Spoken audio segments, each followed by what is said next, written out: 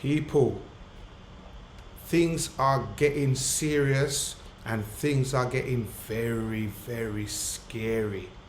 And I'm wondering and thinking to myself, is World War III just around the corner? Because the Iranian newly appointed Supreme Leader has vowed to avenge the blood of every single Iranian that has died. And in his first message since taking over from his father, he sounds like he isn't messing around. Let's go over and hear what he has to say. I don't think it's his voice, but it certainly seems like it's his message. Let's have a quick listen here. Just a minute, guys. We will never retreat. We will revenge the blood of our martyrs. The revenge will be always there, not only for the late Supreme Leader, but also for the blood of every single Iranian citizen who lost his life or her life because of this war. Wow. We have concrete indications that we will revenge for the blood of all our martyrs. This is very, very scary. And in one of my previous videos, remember I said that this man is more serious than his dad. And I have no reason to change my mind about that statement. Let's see what this gentleman Breaking has to news, say. Iran's new Supreme Leader, Mojtaba Khamenei, I hope I said his name right, gave his first speech today, vowing to keep the Strait of Hormuz closed and use it as leverage in the Middle East conflict. This pushed oil prices from $90 up to over $93.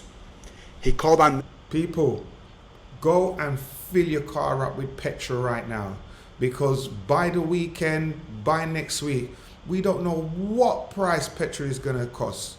You know what I mean? And in the times that we're living in here right now, a lot of us are going to be feeling the pinch. Eastern countries to close American bases in the region right away, said Tehran wants constructive ties but expects material compensation for damage from the conflict with the U.S. and Israel. He then warned that studies are underway to open new fronts in areas where the enemy is vulnerable if the war continues. He promised no hesitation in avenging the blood of Iran's martyrs, especially those from the Manab school attack, which were mostly young girls under 12 years old. Wow, I didn't even know that. Under 12-year-old. It's terrible. IRGC spokesperson denied Iran's role in yesterday's drone strikes on Oman's oil storage facilities, calling the incident very suspicious while saying Iran respects Oman's sovereignty and is investigating the situation. Yesterday, Iran warned Syria's leadership under Ahmed al-Shara or Abu Muhammad al-Jolani that any interference in Lebanon's battlefield or moves against Hezbollah would be seen as a direct aggression, with Syrian territory possibly becoming a target. 2 days ago, on March 10th, the U.S. struck and destroyed 16 Iranian mine-laying vessels near the Strait of Hormuz. In response, Iran hit a U.S. oil tanker in territorial waters near Iraq. In the U.S., the FBI warned California about a possible Iranian retaliation via offensive drones on the West Coast. I thought this war was supposed to end in 2 weeks. Donald Trump, I thought this war was supposed to end in 2 weeks. It seems to me like hundreds of people are dying every day. You know they're not going to tell us everything. Some see as an effort to build public fear and support. In the last 24 hours, Iran launched key missile and drone strikes on Tel Aviv, Jerusalem, Haifa, Aliyah Port, and U.S. bases in Jordan, Saudi Arabia, and Bahrain, including hits on the Shin Bet headquarters in Tel Aviv. Thanks for tuning in. I'll keep you updated as more comes in. Thank you for that update. People, it's more serious than it looked like it was 2 weeks ago. Donald Trump was talking as if, you know, no problem. We're going to go in there. We're going to do this. And by 2 weeks, the war will be over. People are still dying. The war is not over. And it just seems to be getting worse and worse and worse by the hour. We've finally heard from Iran's new supreme leader, sort of. Iranian state TV broadcast this message that was read by a female announcer, and that only showed a photo of Mojtaba Khamenei.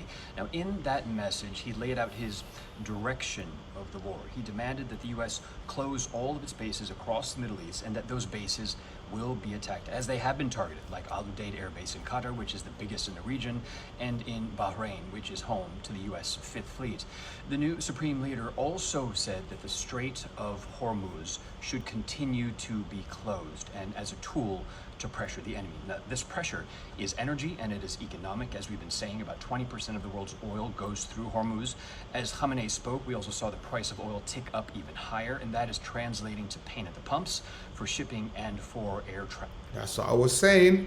You better go and fill up your car now. Petrol.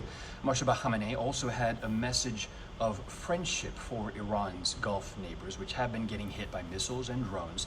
He said that Iran believes in friendship with its neighbors and that they are only targeting the bases, the American bases, and he said that will inevitably continue. Notably, though, we still have not seen Mojtaba Khamenei in any live.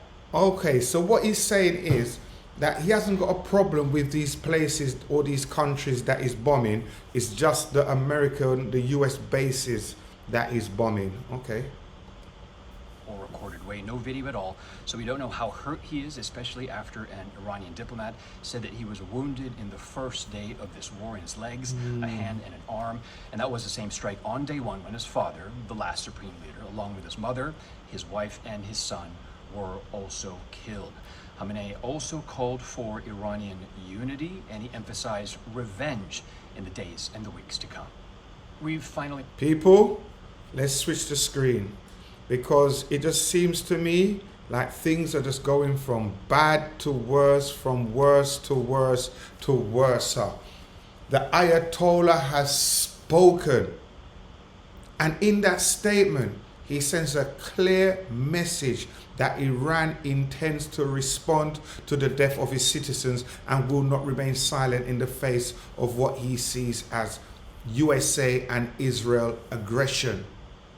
Now, his words actually reflects the anger and the determination within Iran's leadership, and during a time of rising tensions within that region.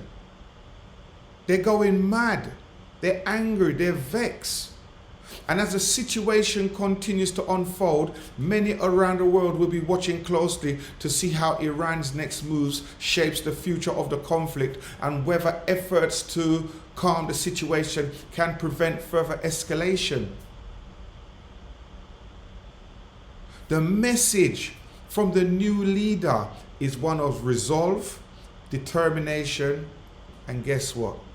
Revenge. Revenge. And as a country, he's vowing that the blood of the Iranian people will not be forgotten. Christian people, prayer warriors, rise up. It's time to pray even harder now for our leaders. Pray for the new Iranian leader. Pray for their heart to be softened and for peace. Pray for Donald Trump. Very arrogant man. Thinks he's doing good, but he's not doing good. They all think they're doing good, but yet they don't want to talk to each other. What's going on here? Listen, continue to live a life of prayer. Put some prayers in the comment section as well. That's very important, so that we could read out these prayers and put them into the atmosphere. People, listen, even though this is happening in the world today, we have to continue to live. We cannot be living a life of anxiety or fear. That's good. That will be no good to anybody. Continue to pray for people, the leaders, and continue to pray for your soul. Make sure that your soul, they can take the body, but the enemy can never take your soul.